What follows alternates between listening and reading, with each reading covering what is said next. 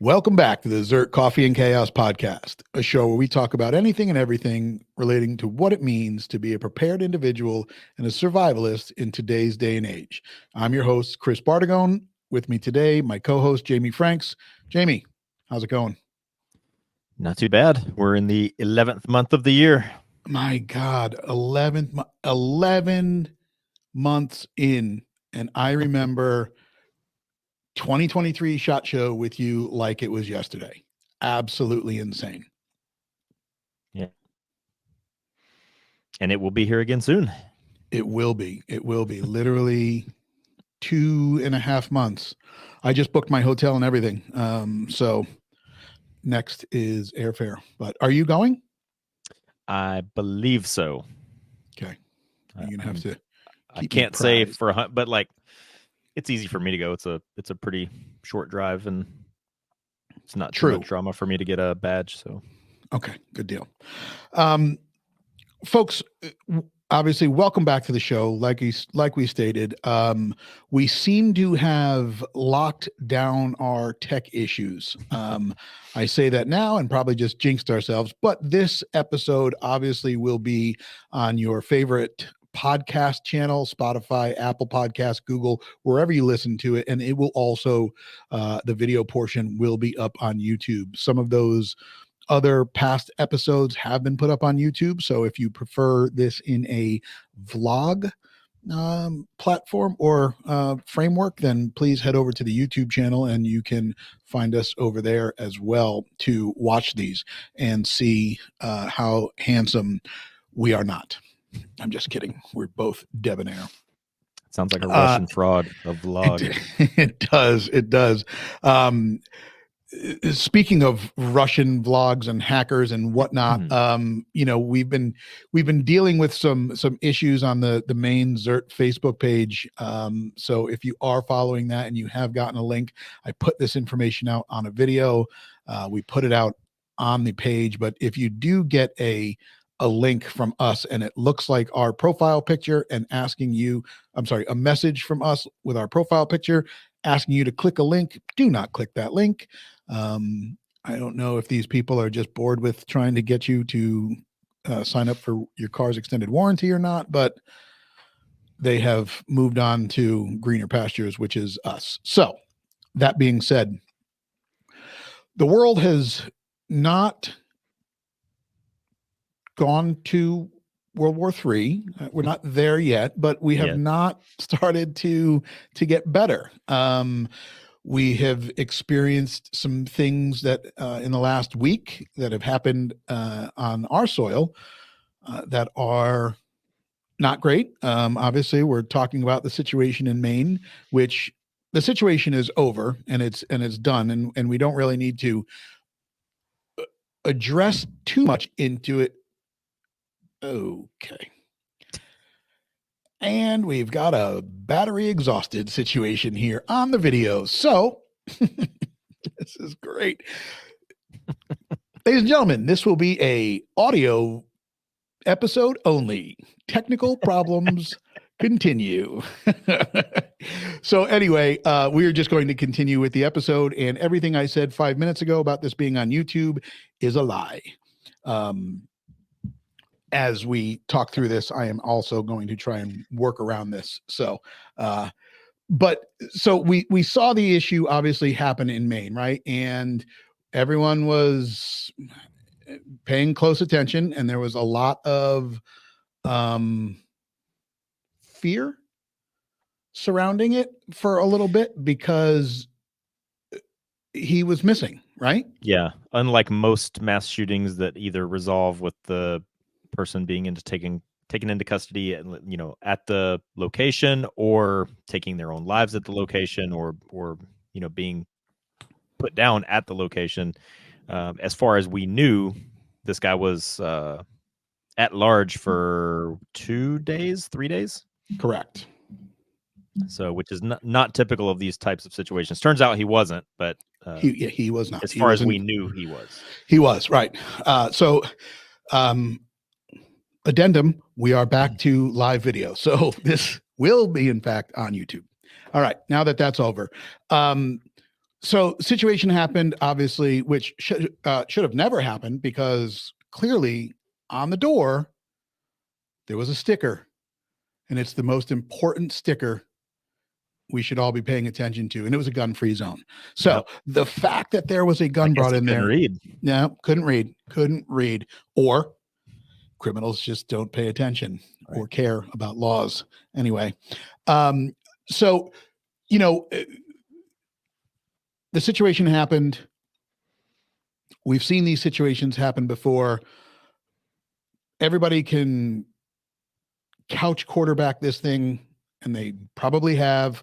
But at the end of the day, the world is the way that it is right now, and I don't think that it's going back to what we would like it to be or what it was. Is that a fair statement? Yeah, I've when you and I talked the other day, it's a bunch of people have shared it, and I can't figure out who it came from, but there's a like a political commentator that I follow on one of my social media, and he posted it, and I thought I liked it because I went back to try to find my liked posts, and it wasn't in there. But it basically just said that no matter which side of the aisle you were on, I mean, I kind of think everybody to a certain extent can agree that a few years ago, our country and our way of life was better than it is now, but we have kind of reached a point where we're not going to vote our way out of this. So no matter No. who you vote for and who gets elected in November, who doesn't, we're not voting our way back to where we were. I think the consensus is becoming that we've reached a tipping point with kind of, I mean, I don't know how else to say it, but like we've reached a little bit of a downfall or a downstep in our society it's probably going to take quite a long while to step back up from. So I mean, I agree. No, you're right. And we don't try to get too political here, and I think that's fine. Political or politics is polarizing, and I think it was a mutual friend of ours that says you really want to get a post or whatever to go viral, just start talking about politics on the internet, and that'll change the trajectory of how that post is going to go. But no matter who you're voting for, it things are I mean, things could definitely get worse. But if you're voting Republican and think that in January of 2025, when whoever takes the office, that the world is going to miraculously go back to somewhat normal, that's not the case. right. There will be actions that I'm sure that are taken that fix this or get us on the path to fixing this. But this is the world today, and that's kind of what we're really driving at and what we're talking about right now. So understanding that the world we live in now is different than what it was. And I mean, pre-COVID, is that a good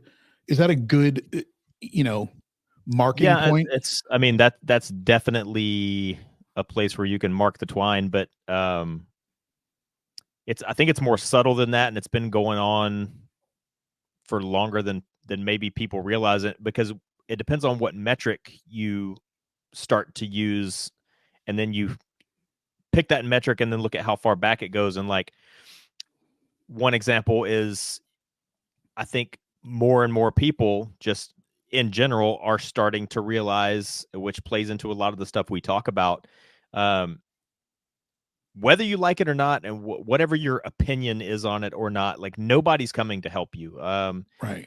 Going back to the mass shooting in Maine, um, not because I want to use that to talk trash or talk shit about police or anything, but I would like to know what the police response was from the time the first shot was fired until the first officer arrived on scene, because I bet it would surprise a lot of people. And we've seen there's been famous or infamous poor responses from law enforcement. And it's not a dig on law enforcement. That's just where we are right now. There's too much stuff going on and not enough police to cover it. And that's just one example that like nobody's coming to help you. Like in 100 different ways, we can prove to you it's not my opinion. I can prove to you that you're going to be your own first responder for medical things, for terrorist attacks, for mass shootings, for whatever it's going to be. Like, um, and like I said, depending on how you want to use that metric and look back on it, I mean, I can remember, um, I don't know, it was back in the late 90s, early 2000s when they were telling women, like, if you were being raped or sexually assaulted, don't yell for help, yell fire. Because if you yell for help, people are just going to go, nah, I don't want to get involved. But if you yell fire, somebody is more likely to pull a fire alarm or call the fire department or something like that. So this isn't necessarily new, but again, going back to kind of what I said earlier, I think it has reached a tipping point, um, where it's much, much harder to ignore now, and it's going to sneak up and hit you in the back of the head, more likely now. Right. And you bring up a very good point, right? No one is coming to save you. We have stressed that over and over and over many episodes during this entire show. And that's why we seek the training and the knowledge that we do, whether it's medical and firearms or survival training. um a question was raised as to, well, was there anybody carrying a firearm in the bowling alley or in the restaurant? And who knows whether they released that information or not, whether the uh, whether the individuals that conceal carry up in Maine, which again, Maine is a very 2A friendly, very firearms friendly type state. Like Yeah, I don't think maybe Maine has concealed carry permits. I think they're constitutional probably carry. yeah, constitutional carry. And I think it has one of the lowest crime rates of all the states. I Yep. believe Maine is very, very low crime. So whether, and you can look at that two ways, right? So obviously it's constitutional carry. There's probably a lot of people that carry firearms. Oh wow, look, there's no actual there's none of that actual high crime like you see in Chicago, which is a gun-free zone. So you wonder if they're tracking on that. But anyway, the point that I was making is, whether people were carrying in those two places and were not wanting to engage, were more concerned about or more focused on getting whoever they were with to safety or their own safety. You don't know what's going to happen in that situation until you're in it, and you can sit there and weigh the fight or flight in you, and you know what you know where you're at, right? I think you know if you are the kind that runs towards it or runs away from it. I think maybe people have an idea of that, or at least they think they do. But in my experience as a shooting instructor, a lot of people, like, if you ask people to do a self assessment of where they're at, I do think a lot of people give themselves too much credit.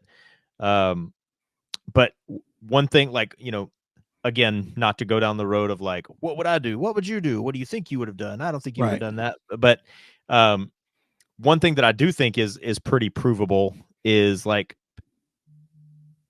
people are rule followers now. Yeah. A lot, that little sign that says this is a gun-free zone, we would appreciate it if you didn't carry a gun in our establishment. Well, that's the property owner expressing their preference that they prefer that you don't carry inside here, but that's Right. not really a Not a law. law. Right. And but I mean, people wore a mask on their face for 2 years because somebody on TV told them to. Like, so, like, people Right. are rule followers kind of now more than ever, and that's one thing that is provable. And it kind of goes back. It was interesting timing because just in last week's podcast, I talked about how I feel like I have an obligation to carry in places where maybe I'm not supposed to, or maybe in a place that there's a piece of paper saying it's a gun-free zone, because I know an adversary is going to walk right through that imaginary line of a gun-free zone, and I feel like if they're going to, I feel like I have an obligation that I need to, and people like me need to. But there's so many things at work in this situation that just provide some valuable takeaways without going down the armchair quarterback route. I mean, and it kind of goes back to, you look back at the Holocaust and, in the 1940s, and it's like, well, how did one soldier with a bolt action rifle convince 150 people to walk into this death chamber? There was 150 of them. There was only one of him. He had a bolt action rifle. Why did people listen? And it's because, like, maybe I can jump that guy, maybe I can beat him, and maybe I can't. Maybe he'll kill me. But so you have to have 3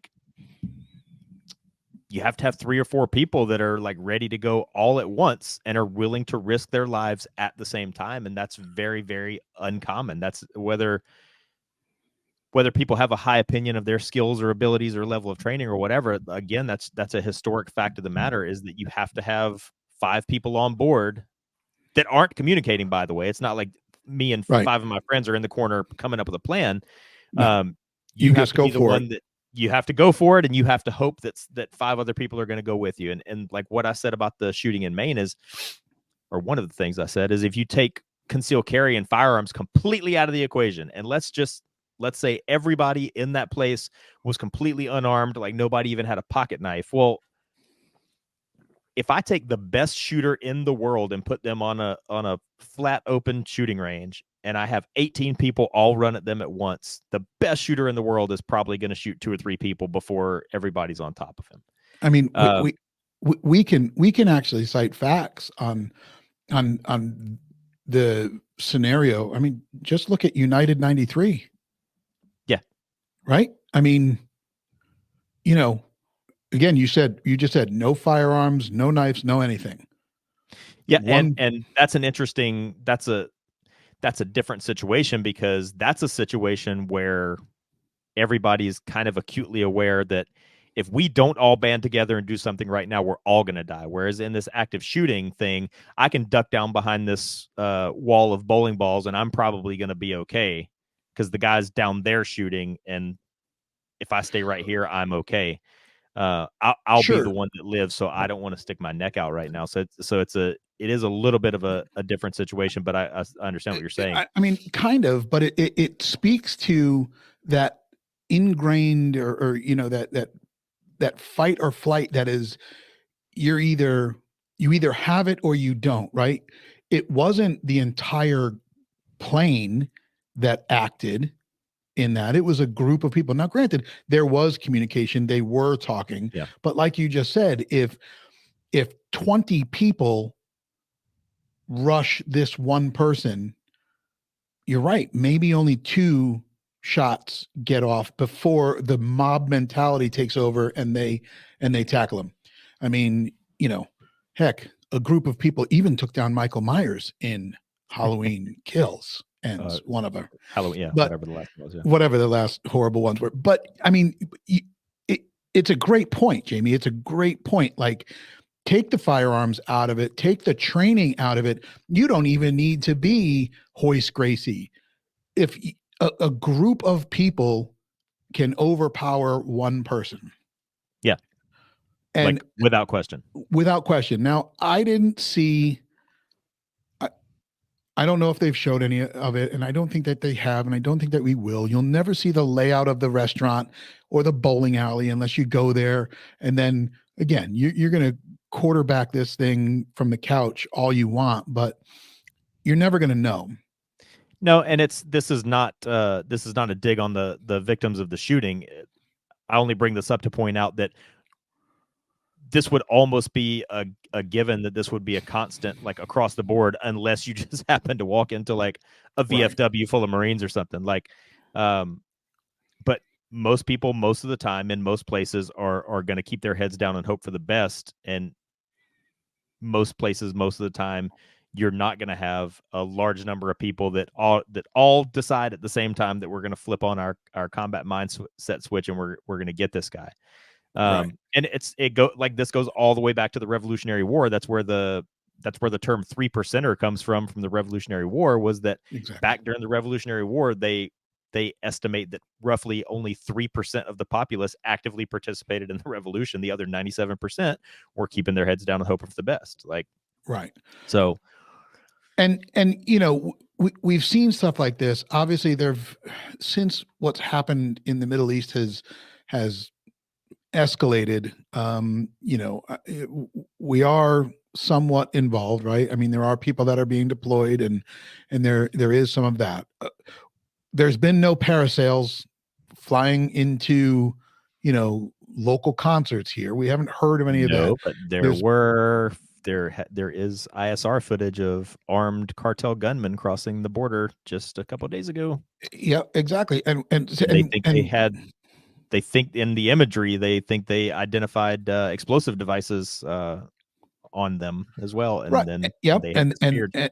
and there are No, still reports that are coming out that there is potential terror attacks that may happen over here, and yep. that's where we're going with this. Like, will we see another 9/11 type event? And I don't think you'll see something that mass scale, but I No, think that I agree. Sorry, I didn't mean to cut you off. I don't think we're going to see airplanes in the buildings or like Oklahoma City with somebody, filling a U-Haul truck full of explosive or anything like that. I do think, I think we've seen that. I think it's done. We ramped up our security and oriented towards those types of threats.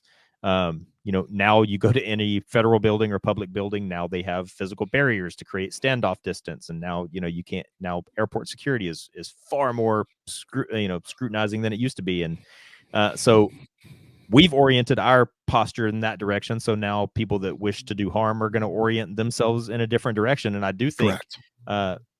I swear I'm not trying to make a joke out of this, but like the Chuck Norris movie Invasion USA, um, I think that's actually not outside the realm of possibility of what the next style of attacks that we see are going to be. And in that movie, it's these terrorists that illegally that come into the country illegally. They sneak in on boats and come in on beaches and on the coasts of major cities in the U.S. And then they just start going through. They just start driving down Main Street USA in trucks and just shooting up regular Americans and regular homes and suburban homes. Because Right. even when a 9/11 type event does happen or Oklahoma City, well, it's really easy for me in San Diego to go, well, 9/11 was terrible and I'm feeling really angry about it, but that was in New York and I don't live in New York, so I don't have to worry Right. about it. But when And, these types of attacks start coming into suburban Main Street USA, right. And I mean, if Invasion USA is old school too, but that movie, and you just brought it up about the cartel, that movie Act of Valor, um, the whole preface of that was where these terrorists were coming across through tunnels or crossing our border with these vests that, yep. the suicide vests, and whether it's firearms, whether it's explosions, whatever, they are going to be more smaller, concentrated attacks, like you were just saying. I think that's where you'll start to see it, and almost so much so where they don't get identified, right? Like, it's like, oh no, it's like, it's not that they don't get, not the point that I'm trying to make, but everybody knew what happened in Oklahoma City and 9/11, right? Because it was that big. But if you start to see, like, if they start to be smaller incidents in every town USA, that they don't connect the dots. I mean, I'm sure that they will, because there's probably a heightened level of um heightened level of sensitivity towards these things right now. So I'm hoping that law enforcement will identify situations that look potentially larger faster, if that makes Yeah, sense. but there, there's a couple of things at play, like with what you just said. Like, I know what you mean, but also in terms of identifying a threat in the times we're living in right now, if I say, hey, that guy over there looks like a terrorist, then we're not going to go assess the threat. I'm just going to be a racist. I'm just Right, going to be labeled a racist and right. we're going to move on. But yeah, so what, and the other thing you just kind of started describing, a lot of people don't understand the difference between terrorism and an insurgency. And an insurgency is where um, you camouflage yourself amongst the population, and carry out attack. And it works both ways. Like in the movie Red Dawn, the Wolverines, the good guys, technically by definition, they were insurgents. Right, And that, right, but when we were fighting in Afghanistan, we were fighting against the Taliban, who, instead of arming up and coming at us like an army, like a military force, they blended in among the population, and it became a counterinsurgency operation, not necessarily a military versus military like stand up fight. So right.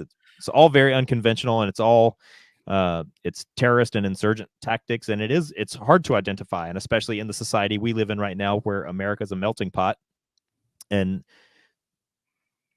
we, like, just by nature, all Americans look a little different. We speak a little different, and we come from all different races and ethnicities, and it is becoming harder to identify. And also, I do think all those social stigmas of saying, "Hey, that guy looks like a terrorist. Maybe we should take a look at this guy." Like, the social stigma attached to that is, well, I don't want to be labeled a racist, so that guy does look a little sketchy to me, but I'm not going to say anything.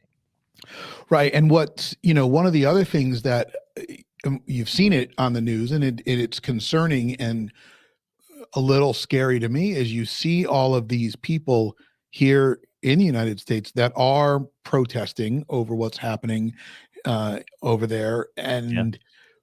and some of the questions that are asked, and some of the things that I've seen is, you know, one of the reporters asked, "Do you like living in the USA, or do you like America?" And they flat out said, "No, I don't." And the reporter was like, "Well, then are you going to leave it? Like, love it or leave it." Obviously, that's been around for a minute now, but Right. that's the scary part, though. So there's people that hate this country, hate America, that are in the streets protesting about what's going on. It's like a powder keg ready to explode, and that's nerve wracking. Remember going back to the summer of 2020 and seeing highways and roads mobbed with people, stopping cars, pulling people out of cars, you know business owners getting just attacked because they were trying to protect themselves and their business from looting and robbing and rioting. And here we are 3 years later, and that there's a potential for that, because there are people that are here that are not happy with the position that we've taken, that are not happy with what we're doing. And how many of those people that we are worried about are already here in those groups, waiting to put the next pressure cooker at a marathon, or at a World Series game, or like a sporting Yeah. event where Well, see, you're and a kind of soft like target. back to my point, like, I almost think even those examples you just gave are less likely, because they will ramp up security at a marathon now and at a sporting event now. But the place where security is not ramped up is your local Walmart and your local shopping mall with the Right. Christmas season coming up, and your local movie theater. Those are the places where you're an extremely soft target, because it's almost kind of going back to what I said at the top of the show, with like just law enforcement in general in this country everywhere being so spread thin. There's virtually no way to harden those locations, except for you as an individual. Like this guy, True. when you and I were talking on the phone the other day, I told you it did not surprise me at all that there was nobody in that bowling alley in Maine that was carrying and or willing to fight back. And I don't think it was an accident that this guy chose a location where he knew there wouldn't be anybody carrying and or willing to fight back. And you asked me, like, how did I come to that conclusion? And it's like, because you know that place was familiar to him, those people were familiar to him, and it doesn't take a genius. There's a little restaurant that I go to in my neighborhood all the time, and I have a very good read on the clientele and the staff, and there's a good chance that on any given day when I go in there, it's probably a high 90s, if not 100% chance that I'm the only person in that place carrying a gun, and I know that Right. because I'm familiar with that place. So you have to be the one that throws the monkey wrench into that person's plan that thinks there's nobody in there with a gun. Yeah. I mean, or with the will to fight back. Yeah, and this is just one piece of this, folks. Right. Like this is just one, like it's the aspect that we've been talking about for 15 20 minutes right now, but it's just one piece of this changing society. Look at all of the other things. I mean, um I've gone to places that say, no, sorry, we don't accept cash anymore. I'm sorry, what? When did we stop accepting cash? And there's Have two you paid? sides. Have you paid for something with cash and then they've asked you, "Do you want your change back?" Like, yeah, I want my change. Like, I've had that No, recently. my God, really? Yeah. And you can listen. You can really have some fun out there if you really want to just mess with people. Um, go to probably anyone born after 1980, and if the whatever you're buying costs $18.50, give them $20.23 and see what you get back for change. You will ruin their day. Like they don't know how to math. But we're not accepting cash anymore. At what point does that become, like at what point do you start burning cash because it's nothing more than a heat source now? Right. And what's scary about that is when we are controlled with using only electronic currency, your Venmos, your credit cards, your whatnot, like those can all be shut down, shut off. Yeah, that happened in Canada with the truckers that were protesting. Was it last winter?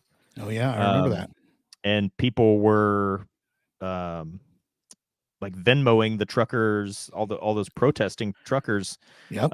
money, and then the Canadian government they looked into where the money was coming from, and anybody that donated money to the protesters, they froze their accounts and stuff. Yeah, right. And they froze the accounts of the truckers. Yeah, and that, I mean, we see that already. With ZERT, on ZERT's website.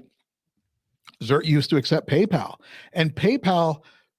I remember when we first adopted PayPal at another company that I used on the website. I mean, it was the greatest thing because people had all of this extra cash from PayPal in their account from when they were selling things on eBay and whatnot. But PayPal is the most anti 2A company, like one of them. But yeah, they shut down the ZERT account because on the website we were selling laser engraved magazines. And they looked at my website, or they looked at the ZERT website, and they said, "Oh, you're selling magazines? Boom, account froze. Don't worry about the money you have in there." And so it was ridiculous. We were like, "Are you kidding?" So took the products, hit them, wrote to PayPal, and said, "Oh, you know what? It was a new employee. They made a mistake. We've removed those from the website." They saw that they were removed. They unfroze the account, took all the money back out. I replied to their email and said, "No, it wasn't a mistake. It was purposeful. We've removed you from our website." Basically kick rocks. But if they can freeze your money if they don't like what you're doing with it. So that's, again, you look at some of the changes that are happening, and you really need to pay attention to those, and you really need to focus on some of that stuff. And what else are they going to regulate? What's next? What's next that they're going to try and control and remove from your ability to your freedom? Yeah, and in the wake of an event like we just saw in Maine, the immediately, like all the anti-gun stuff starts coming out, all the gun control stuff starts coming out. I mean, so anytime one of these things happens, like as far as I know, I'm the one that came up with both of these things that I always push out via my social media every time one of these things happens, and then everybody immediately goes to gun control and kind of reinforces the point you just made is number one, everybody starts talking about the Second Amendment and people start interpreting the Second Amendment, which in my opinion, and it's not meant to be interpreted. It's meant to be taken literally as it's written. But Exactly. I always say that the Second Amendment was not there to give you permission. The Second Amendment is there to tell you that you don't need permission to own arms, and arms is a weapon and the ammunition. That those two things together create arms. And then the other thing I like to point out is, because specifically because of the background of this incident and the things that we know about the shooter's past, the whole red flag law issue has come up again, and my response to that is always, the next mass shooter or the next school shooter already has the gun they're going to use. So now what do we do? Right. Passing more laws, passing more bans, red flags, all this is not going to matter because the next shooter, the shooter already has the gun they're going to use. Now, what I did hear, and you tell me if you heard this too, I, I did hear that he did attempt to buy a suppressor. I didn't hear that. Yeah. But for the article that I'm referring to says that he did attempt to buy a suppressor, but checked off the part about hospitalization, and he was denied. Yeah. I would like, and if anybody listens to this and they want to fact check that and go see if they can find the article and send a link to it or comment on this, great, please do. But I also, it was also stated that it was not an AR-15. So I haven't heard that either. Yeah, it was an AR-10, and the topic is now that it's the battle rifles are more dangerous than the assault rifles. The battle rifles is where we're going. And that's the next narrative. This is all rhetoric, and I would almost go so far as to say that anybody that any of our target demographic of our audience already knows that all this stuff is rhetoric. It's all BS. Like, anytime anything does happen with an AR-15, somebody calls it a military grade weapon of war, and I always like to point out that no military on earth has ever used an AR-15 in a war. So an AR-15 is really neither military grade nor a weapon of war. So right. It's all BS. Well, it's it's the terminology, and this administration is very reminiscent of the administration prior to Trump, right? Anytime there was a situation like this, the greatest firearms industry salesman of our time got on the news and started talking about gun control. And every time he did, all it did was inspire people to go out and stock up, because here's the government talking about control, control, control. And now there's, confiscation talks and the mandatory buybacks, which you bring up a very, very good point about the buybacks. And I'll let you kind of lead into that with the conversation. But it's pretty simple, right? But a buyback is just another way of saying confiscation, and what worries me about that is what I already said about how willing people are to just follow the rules now. Right. Remember the person, was it a male or female that cut up his firearm on video?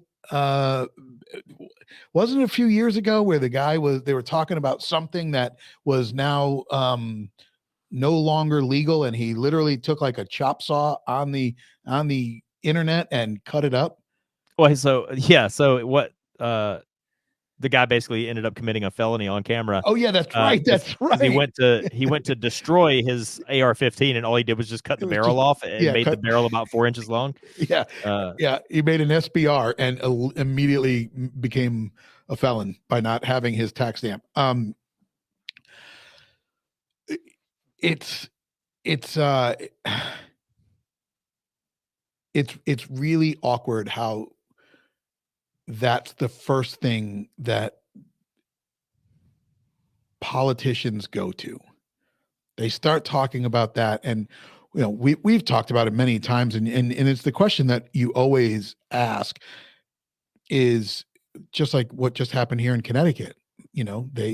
They made more laws that only affected law-abiding citizens. Right. And what we have seen and has been proven is that criminals don't follow the laws. So Well, and has anybody asked people, a politician that, like, what are you hoping to do here? oh, they're not gonna give you an answer. They're gonna pivot and, Exactly. and pivot themselves back into whatever their prepared Right. talking point was, to begin with. But Their agenda. yeah, but it's you do need anybody that is interested in going down this rabbit hole. I mean, you just need to just look at history. Like, this is something I've shared on my social media several times. Like, uh, weapons that match the description of what's now being called an assault weapon. I mean, those have been available for over 100 years now. Like, everybody thinks that, when you talk about weapons 100 years ago, everybody's brain goes to a musket or something like that. And, oh, the Second Amendment was only meant to cover muskets. Well, no, the Second Amendment was actually specifically written to ensure that civilians had weapons that were equivalent to the military. That really was the whole point. It has nothing to do with hunting, and it really has nothing to do with self-defense either. But assault weapons, meaning semi-automatic box magazine fed rifles, have been around for over 100 years now. Right. But over 100 years ago, this wasn't a problem. So, it's not the guns problem. And this is actually not a joke. Like, there was a time in this country about 100 years ago when you could walk into your neighborhood hardware store and buy a fully automatic machine gun and walk out Yeah. with it at a Well, hardware store. here, And let me so just guns are let me not the problem. expand. Right. Let me expand on that point because I'm glad that you brought up the hardware store because uh, while you can't go into your local hardware store, and that actually depends on where your local hardware store is, because there are some hardware stores that are also FFLs. I used to see them; they were part of the buying groups. I think they were Ace Hardwares Yeah, so to be accurate on that. But I think so too. what you can do still is go into your local hardware store, buy a hammer. I guarantee you could buy a knife, probably even a chainsaw, or some other tool that could do the same thing that a firearm is being used for. You could take all of those. You could take the knife, the hammer, and the chainsaw, bring them home. Make sure you have a bag. You put them in your own plastic bag. If you're in a spot where they're not using plastic bags, bring them in your bags. Bring them home. Bring them to your kitchen table, and put them right next to your firearm. Leave them there. Leave them there for a week. See if they move. See if they do anything other than sit there. Like, that's the point that I try and drive home anytime somebody brings this up is it's a tool and it does nothing until it's put in the hands of somebody. And then it becomes the next thing. Right. And Right. Then, anybody that wishes to do harm will find a way. The as far as I know, it's still the biggest, meaning like largest body count, like mass killing, and it happened at a school. So this also kind of classifies it into a school mass killing. No guns were used. It was this disgruntled farmer that built a car bomb like back in the 1920s. I guess if I remember correctly, it's the Bath School disaster, and it happened in Michigan it was in the 19 teens or the 1920s. But he built two car bombs. And he drove, or sorry, he built just a regular bomb and a car bomb, and he took the like regular like portable bomb into the school, detonated the bomb inside the school, and then when the firemen and police officers and everybody showed up, he detonated the car bomb and killed all them too. But my point is a few things. This is nothing new. It's not the fault of an inanimate object, a weapon, and somebody that wishes to do evil is going to find a way. And this, like,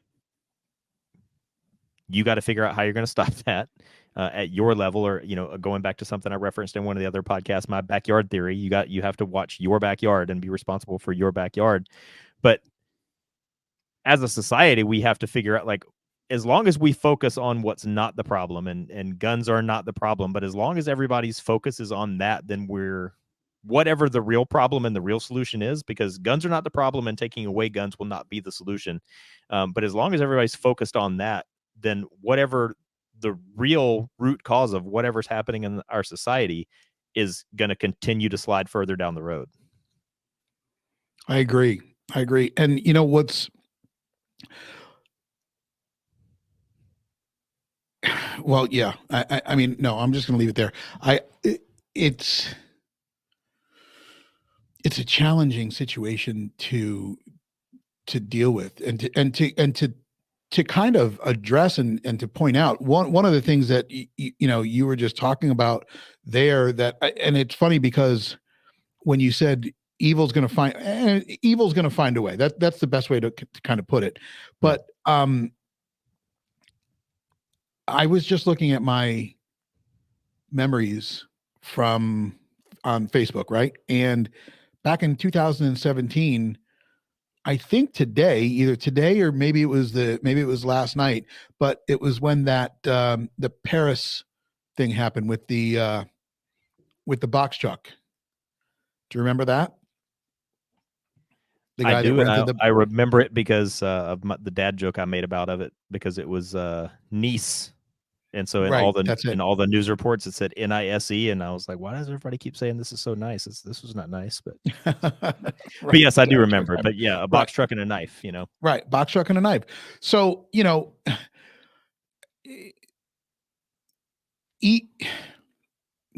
back to my point, those items on a table are inanimate objects. No, there's no other way to chop it up. Like, that's it. You can grill it up and eat that, because that is truth. You can't deny that. Those are inanimate objects. They will sit there indefinitely and collect dust if nobody touches them. You could put a glass case over that table and it becomes a museum piece, right? That's it. They will never do anything.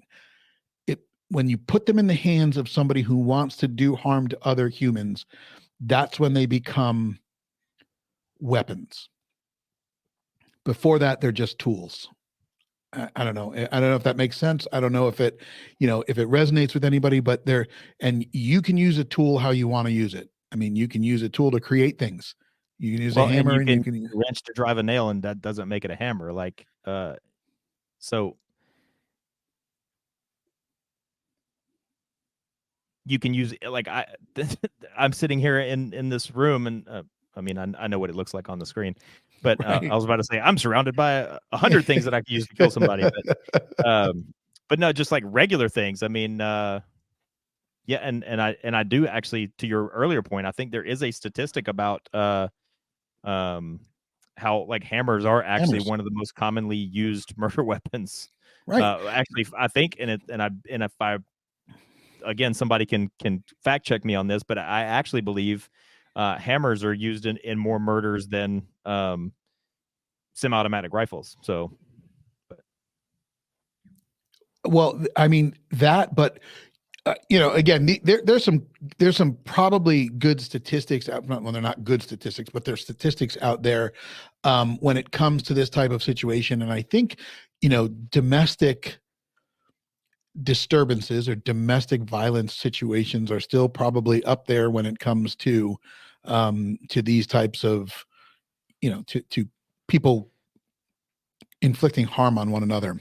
The statistic I know about that is domestic violence or domestic disturbances are the number one culprit for cops, like that, where cops get shot or killed or injured, is responding to domestic. Right. And now not everybody owns a firearm. So obviously there's other items that are being used in that type of situation.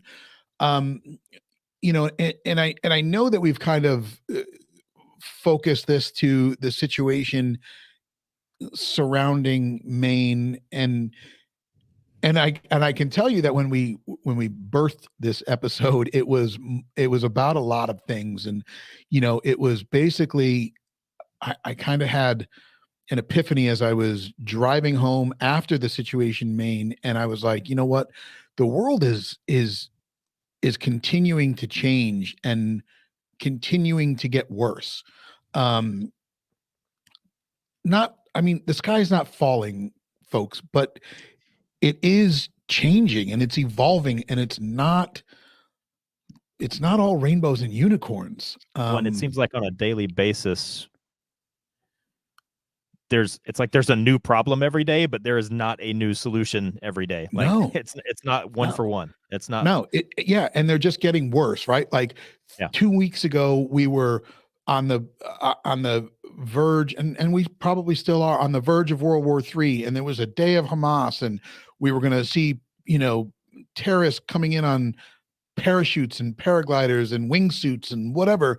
And obviously it didn't happen. And then everyone kind of got not relaxed about it, but they were like, okay, there is still some fear lingering there. And, people are keeping their head on a swivel, and they may be traveling with more than they were before, as far as gear.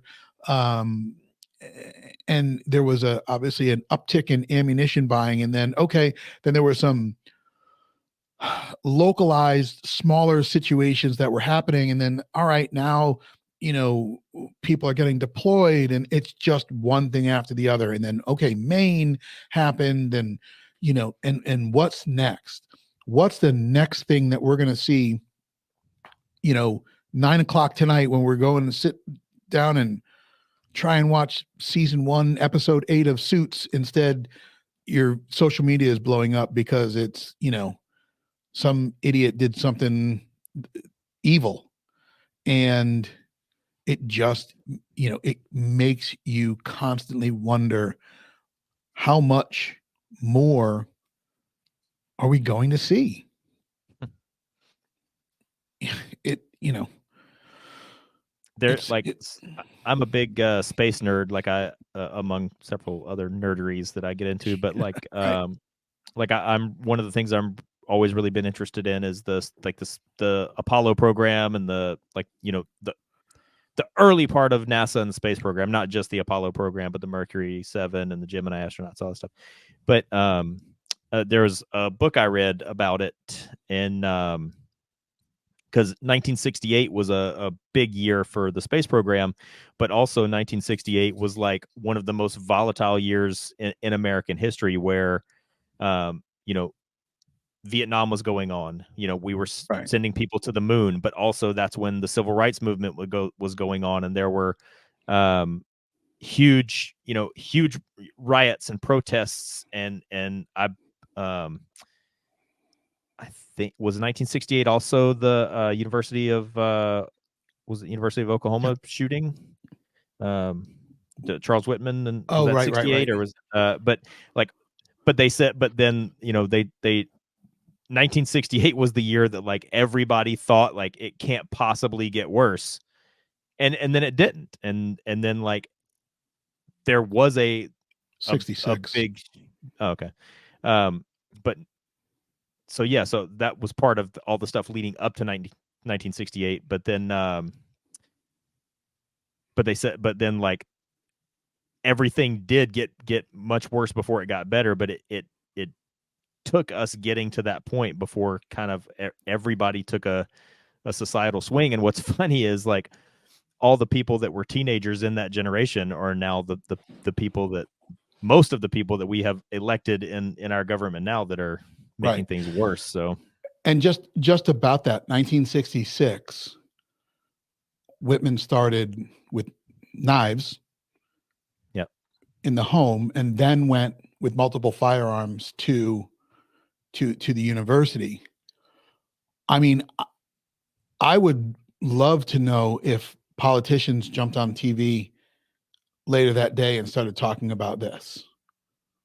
Like, I would love to find the first documented State of the Union address or whatever where a president started to take a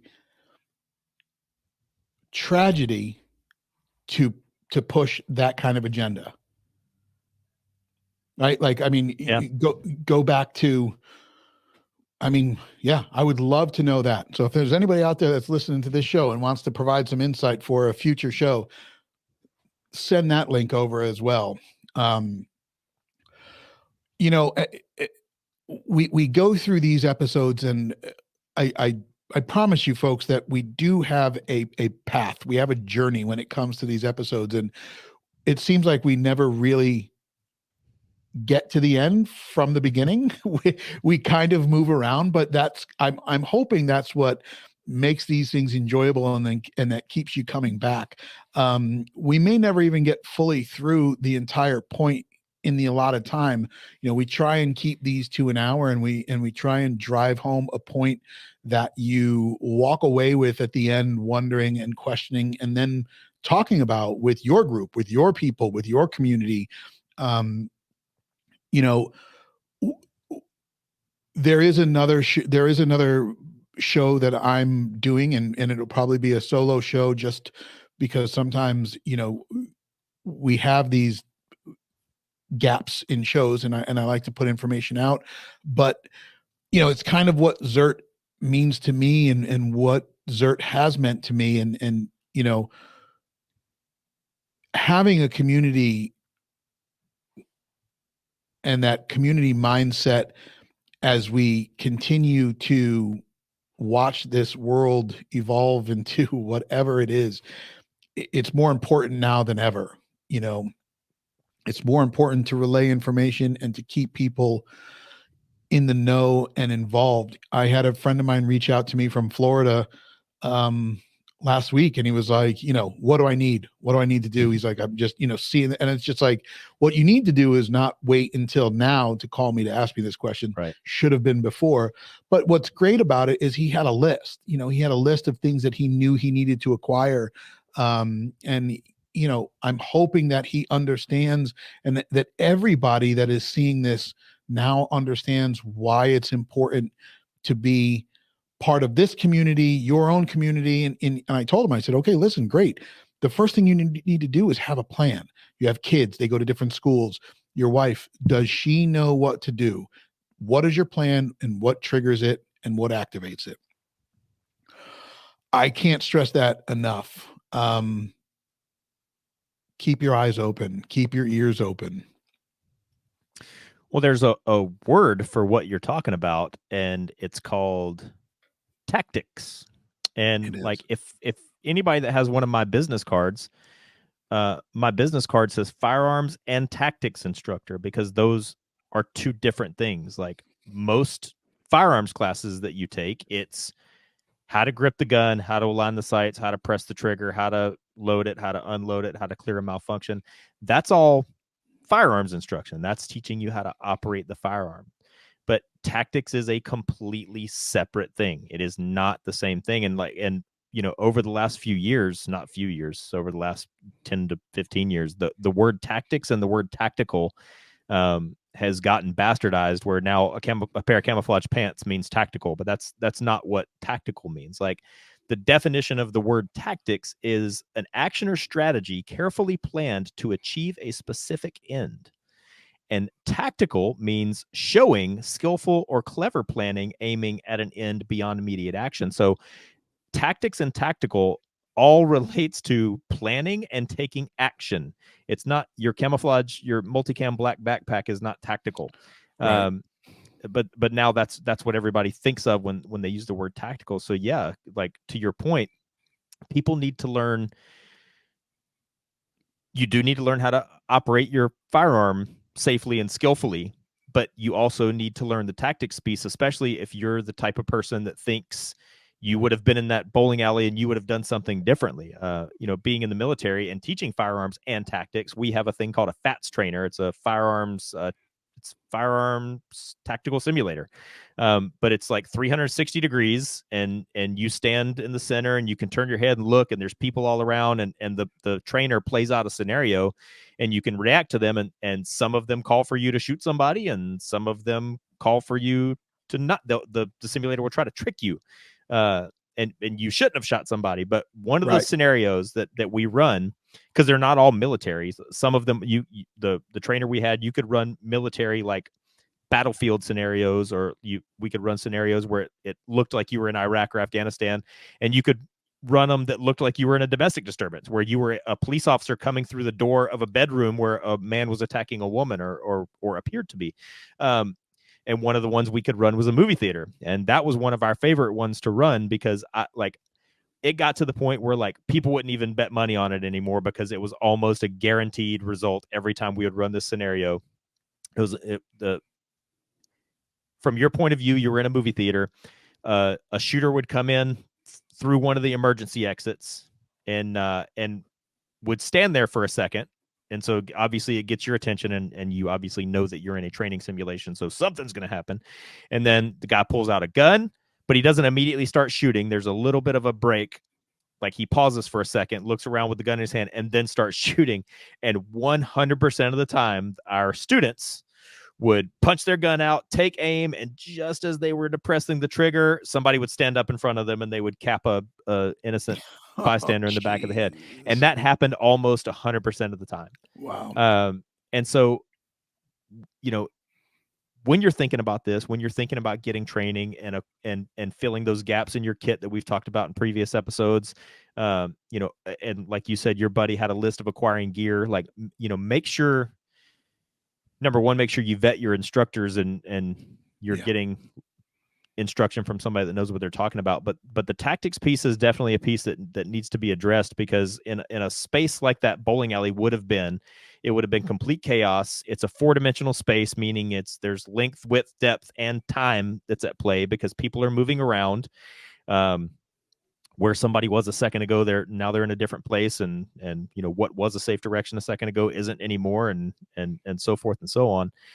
So people that have only taken like shooting training that think they're just going to pull their gun and start shooting, like, well, what's probably going to happen is you're going to, in your process, as you think of it, you're trying to stop this guy from killing people, but you accidentally killed people trying to stop this guy from killing people. Right. So that's not okay. Right. You need that tactics piece, but that applies to everything else we talk about too. But just tactics and being tactical is showing deliberate and skillful and clever planning, aiming towards a result beyond your immediate action. So tactics is a framework. Tactics is its own skill set. Tactics is different than just learning how to shoot a gun, and tactics is definitely being tactical doesn't live in the cargo pockets of your multicam pants. So I wanted to throw that out there also, because it fed into what you were talking about, and it feeds back to the situation that we saw in Maine, and people that may or may not be asking themselves what they would have done. So I wanted to throw that out there. Yeah. Well,